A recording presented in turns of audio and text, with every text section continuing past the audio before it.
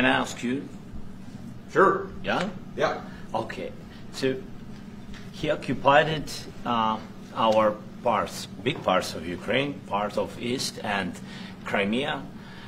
So he occupied it on 2014. So during a lot of years, so I'm not speaking about just Biden, but those time was Obama, then President Obama, then President Trump, then President Biden, now the President Trump, and God bless, now President Trump will stop him. But during 2014, nobody stopped him. He just occupied and took. He killed people. You know what the contact 2015.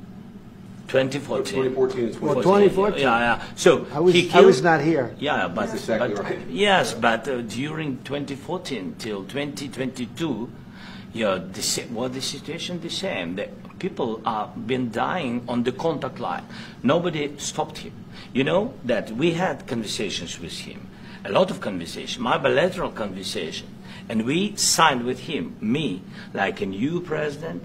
In 2019, I signed with him the deal. I signed with him, Macron and Merkel, we signed ceasefire. Ceasefire. All of them told me that he will never go. We signed him with gas contract. Gas contract.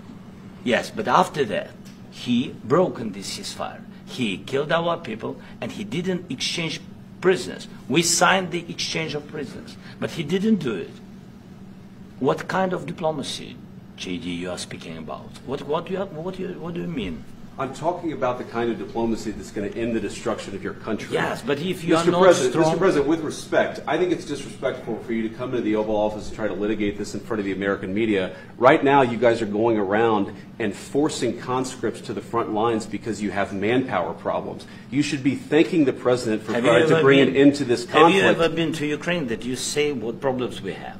I have been to. Come once. I've actually watched and seen the stories, and I know what happens is you bring people, you bring them on a propaganda tour, Mr. President. Do you disagree that you've had problems bringing people into your military? We have problems. And do you think that it's respectful to come to the Oval Office of the United States of America and attack the administration that is trying to prevent the destruction of your country? A lot of questions. Let's start from the beginning. Sure. First of all, during the war, everybody has problems, even you, but you have nice ocean and don't feel now, but you will feel it in the future.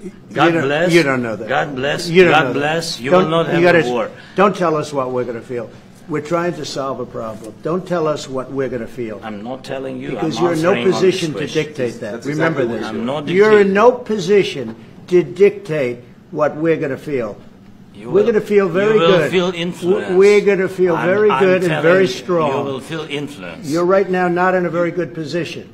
You've allowed yourself to be in a very bad position, and he happens to be right about it. From the very beginning of the war. You're not in a good position. You don't have the cards right now. With us, you start having cards. Playing cards. Right now, you don't. You're playing cards. Mr. President. You're playing cards. Serious. You're gambling with the lives of millions of people. You're gambling with World War III. You're gambling with World War III.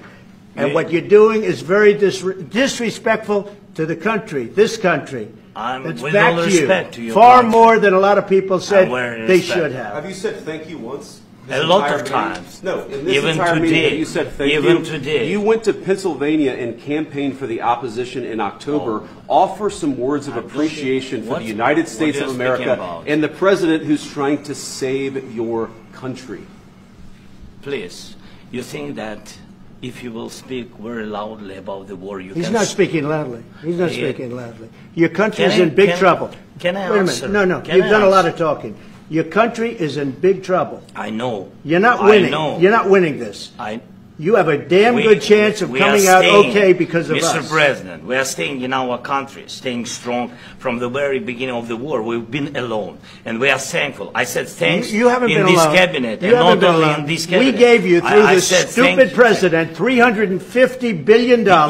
We gave you military equipment, and your men are brave, but they had to use our military. What about if you didn't have our military equipment, if you didn't have our military equipment, this war would have been over In 2 weeks. In 3 days. I heard it from Putin. In 3 days. This is something maybe new. Less. In 2 weeks. Of course, yes. It's going to be a very hard thing to do business like this, I tell you. Just say thank you. I said a lot of times thank you to American people. Except that there are disagreements, and let's go litigate those disagreements rather than trying to fight it out in the American media when you're wrong.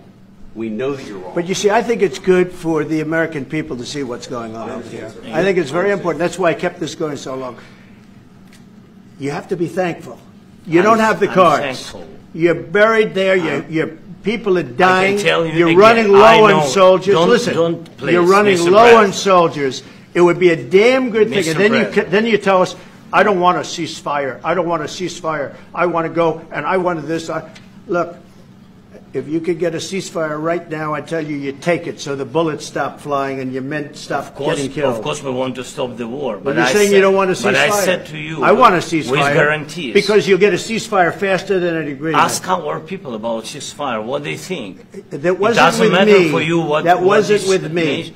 That was with a guy named Biden, who was not a smart person. That was with Obama. It was your president. Excuse me. That was with Obama, who gave you sheets, and I gave you javelins. Yes. I gave you the javelins to take out all those tanks.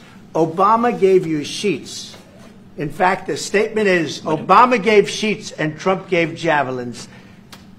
You got to be more thankful, because let me tell you, you don't have the cards. With us, you have the cards. But without us, you don't have any cards.